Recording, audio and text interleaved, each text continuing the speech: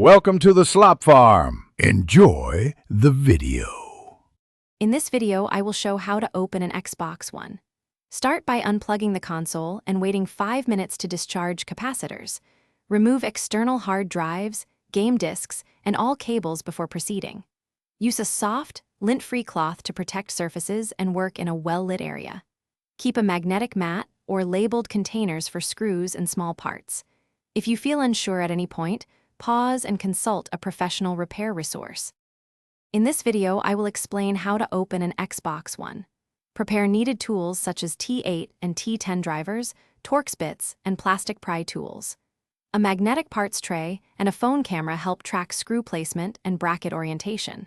Power down the console and remove external storage, discs, and controllers first. Photograph each stage to aid reassembly and label any cables you disconnect. Always handle internal boards by the edges to avoid damage. In this video, I will help open an Xbox One. Begin by removing external panels with gentle prying to release clips, then remove visible screws on the chassis. Carefully lift edges and slide panels off without forcing them. Disconnect ribbon cables by lifting their connectors, not pulling the cables themselves. Unscrew and lift the power supply and optical drives separately, keeping screws sorted by location.